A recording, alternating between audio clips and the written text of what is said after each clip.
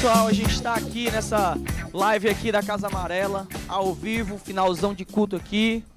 E a gente tem um tema para estar discutindo com vocês aqui. Eu tô com duas autoridades. Tô com duas autoridades aqui da Casa Amarela. Eu tô com a Pamela Farias, que também é Barros, Pamela Barros. E ela coordena a área pedagógica da Casa Amarela, de ensino, né? Claro que ensino, pedagógico ensino. Então, eu tô com a Ligiane também. A Ligiane, ela é graduanda em psicologia, trabalha na área, e a gente vai estar discutindo um tema hoje aqui com relação à erotização infantil. A gente achou importante estar discutindo esse tema com vocês, porque eu acho que alguma coisa está por vir aí, nós precisamos estar preparados para isso, beleza? Então a gente vai ter um bate-papo rápido aqui, entendendo sobre algumas coisas. Alguma coisa, meninas, para falar? Bom dia, boa noite, boa tarde. Olá, pessoal, boa tarde, né? Boa noite, não sei que hora você vai estar assistindo.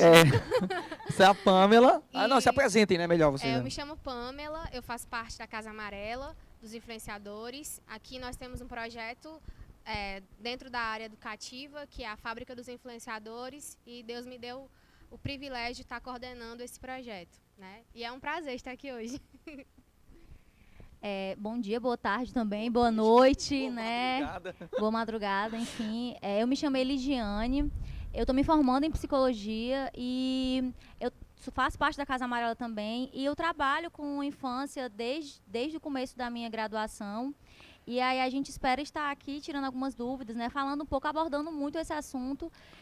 Então vamos ver aí, né? Vai ser muito bom o que a gente vai conversar aqui.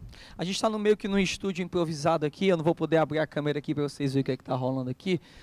Quero agradecer aos contra-regas aqui da Casa Amarela, né? Não abra não, em nome de Jesus, não abre a câmera. O câmera aqui está querendo abrir, não abra, por favor. Isso aqui é tudo para poder te abençoar. Amém, gente? Pessoal, então, a gente está vivendo um período essa semana no Brasil.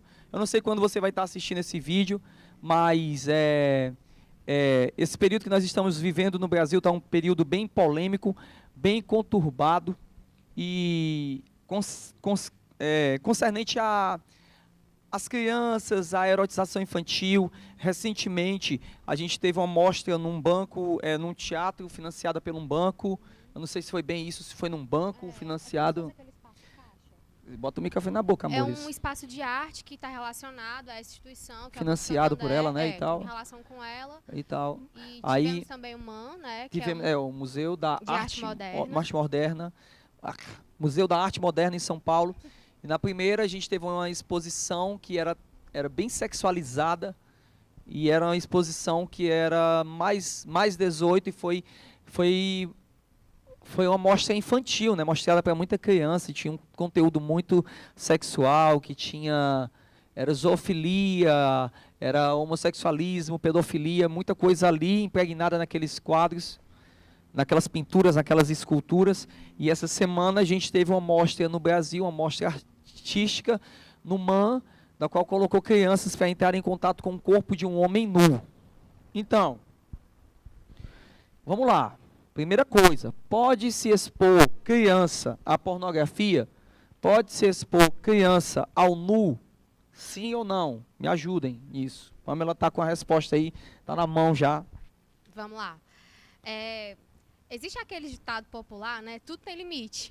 Eu acredito que a exposição a determinadas situações que podem gerar uma certa hostilidade para a criança, ela tem que ser baseada no critério de limite e de bom senso. Eu acredito que os pais, os educadores também, que fazem parte da educação da criança, que contribuem para a formação dela, devem ter noção desse limite. O que eu acho que a gente deve questionar aqui, nesse pode ou não pode, é até qual o limite que a criança ela pode ser sujeitada a isso. E eu acredito até que ele vai ter mais propriedade para falar sobre isso, em relação à sexualização e à própria sexualidade, né? A gente entender qual a diferença desses termos, e essa diferenciação ela vai impor limites, tá? Mas eu acho que a gente estava conversando ali no background ali, sobre umas leis, né, acerca do que tu estava falando para mim. Eu observei que o Estatuto Background, da não, Criança backstage, e né? do adolescente... Esse rapaz aqui tá trazendo água aqui, fica fazendo... Demorando, rapaz. Temos o Alex aqui, não é o Alex, mas é... Esse jovem precioso, Newton. Obrigada. Apareça, Newton, aí para o Brasil, para o mundo, né, e tal. Vai embora, Newton, sai daqui. Então, a própria lei, ela defende a criança em relação a esses abusos. Existem, se eu não me engano, 2 artigos dentro do ECA que defende, né, a criança... ECA, Estatuto da Estatuto Criança e da do Criança e Adolescente, né? para que ela não seja exposta a situações vexatórias e a situações de pornografia explícita, né? E então, aí nós vamos entrar no viés da interpretação daqui Da a pouco, interpretação, né? Mas a lei, ela garante isso, que a criança, pela lei, ela é defendida dessa exposição abusiva. Não é direito da criança isso, é uma proteção na lei para ela. Então, gente, sobre a questão da interpretação da lei, né? Porque se fala assim, não é nu, não é pornografia, é arte. Então, eu acho que eu vou ter que puxar um pouquinho do meu histórico aí, de que eu, além de pastor, mas houve um tempo, houve uma era, né, que eu tenho formação técnica em design gráfico e tive que estudar muito história da arte, movimentos artísticos. E o que é que acontece hoje? Primeiro, eu vejo assim, primeiro é uma como é que eu posso falar? Há uma desvalorização do que é conceito artístico. Desvalorização. Se você for pegar os principais movimentos artísticos que eu vi, listei alguns aqui: Renascimento a partir do século XVI, o Barroco, Primitivismo, Modernismo, até o último, assim, vou falar um dos recentes que a galera está usando muito hoje, Pop Art. Gente, você pegar tudo isso, que é arte, que é bom, que é legal, que é bem feito, tá entendendo? Você pegar tudo isso e colocar no mesmo balaio, no mesmo saco de algumas coisas que são produzidas hoje aqui. Por exemplo, recentemente eu ouvi falar que um cara deixou um óculos cair num museu aí famoso do mundo e os caras começaram a bater foto, dizendo, nossa, que conceito, que legal, que bonito e tal, isso aqui. E nossa, é arte. Não, não era arte, era só um cara que deixou o óculos caído lá e aquilo é considerado como arte. Então, nosso padrão de arte, ele fica muito bizarro. Quando você pega o pessoal pega fezes e coloca em cima de um quadro e diz, isso é arte. Cara, se isso é arte, o que você faz com Rembrandt? O que você faz com Picasso? O que você faz com Van Gogh? Tá entendendo? Com Michelangelo, cara, o que você faz com isso? Tá entendendo? Então, a arte, eu fico vendo, ela respeita o homem, dignifica o homem, eleva o homem. Tem certos quadros que você contempla eles e você, nossa, cara, que negócio fantástico. Mas a partir do momento que você pega uma coisa, que o objetivo hoje não é mostrar a arte, o objetivo hoje é chocar. O conceito que tem por detrás desses artistas é chocar, não é gerar um novo movimento artístico. Fale-me de um novo movimento artístico consolidado em princípios. Gente, quando a gente vai estudar design, a gente tem que estudar muito princípio, semiótica, composição, psicologia de cores, inúmeras coisas. E a gente vai olhar, cara, qual é o conceito que existe por trás disso? Então, qual é o conceito que se tem de pegar o corpo nu de um homem e fazer uma criança, expor uma criança a uma realidade dessa? Me diga, isso não tem nada a ver com arte, isso tem a ver com engenharia social, isso tem a ver com a implementação de um modus operandi, a implementação de uma forma de pensar, e é sobre isso que a gente tem que discutir agora aqui nesse ponto, que é as consequências da erotização feminina. Feminina não, infantil, perdão. Qual é o preço que se paga nisso, de você erotizar uma criança? A Eli trabalha mais dentro da área da psicologia e ela estava me comentando algumas coisas ali no backstage, ali, falando algumas coisas. Eu acredito que vai acrescentar bastante a vocês aí. uma primeira coisa que a gente tem que entender, né, o que é a erotização, né? E a erotização, ela vai vir como qualquer conteúdo que é exposto de maneira inadequada, que é exposto de maneira precoce a esse indivíduo que ele não tem maturação, que ele não tem essa entendimento para conceber, para entender aquele ato que está sendo exposto, né? E aí a gente vê como uma das consequências da erotização, a gente vê, geralmente a gente vê isso como, às vezes, a gente vê muitos adultos fazendo brincadeiras com crianças, um menino e uma menina, e olha, vocês namoram, dá um beijo na boca. E isso tem que ser tratado de maneira muito cautelosa, de forma muito cautelosa, porque às vezes o pastor falou uma coisa que eu queria até compartilhar, que eu queria até fazer um acréscimo, né? A questão da realidade, né? A gente trabalha inúmeros assuntos com a criança, né? Quer dizer que a gente esconde o mundo adulto para a criança? Não, não esconde. A criança, ela precisa entender inúmeros assuntos acerca da fase adulta, ela vai entrar nessa fase. Só que a gente precisa aprender a distinguir brincadeira de realidade. Então, tudo que é trabalhado na infância é trabalhado de forma lúdica, é trabalhado de forma com que elas possam fantasiar, criar, imaginar. Quando a gente fala do brincar, o brincar ele é trazido de maneira séria, porque o brincar ele traz consequências para o desenvolvimento dessa criança. Então, a segunda coisa que a gente precisa deixar clara que existe uma diferença entre sexualidade e sexualização. A sexualidade, ele é um processo natural e ele é um processo saudável da criança.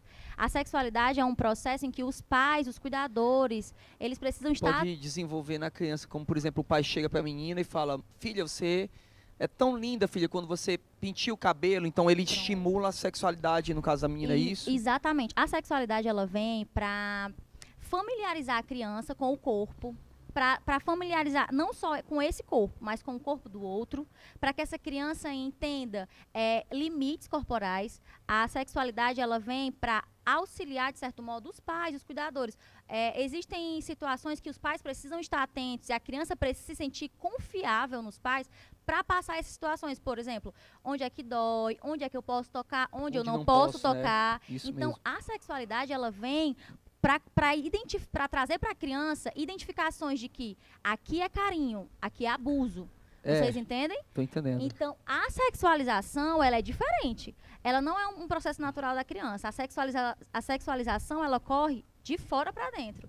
A sexualização, ela ocorre através dos meios de comunicação. O que é passado para essa criança? O que os pais ensinam para essa criança? Tipo, a música pode sexualizar? Pronto, conteúdos, assim, imorais numa música, sexo explícito, pornografia, filmes, pornografia, tudo isso traz, de certo modo, uma destruição naquilo que aquela criança pode entender sobre aquilo que é afeto, aquilo que é carinho, aquilo que é amor. É interessante que se uma relação sexual, uma relação sexual ou algo que é sexual, de natureza sexual, foi exposta de maneira de maneira que não é bem explicada para a criança, de maneira que ela não possa entender aquilo no lúdico, isso pode acarretar inúmeros problemas. A criança, ela pode sentir medo daquilo que ela está vendo, ela pode sentir, isso pode gerar ansiedade, ela pode achar que aquele é um processo que gera violência, que gera dor. Então, esse processo não é de maneira nenhuma saudável para a criança. Que dirá colocar um homem nu, E imagina colocar adulto, na frente de um bocado de gente, crianças tocando nele. Exatamente. Meninas, eu vi muita menina, não vi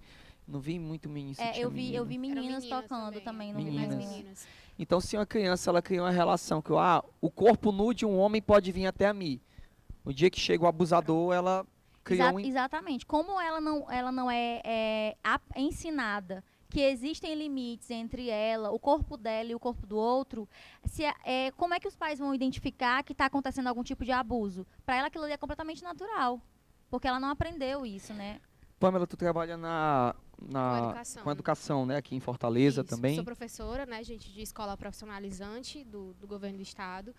E isso, só complementando a fala da Eli, a gente consegue diferenciar um processo quando ele é orgânico, quando ele é natural, para um processo que é imposto. Né? Tudo aquilo que é imposto não é saudável.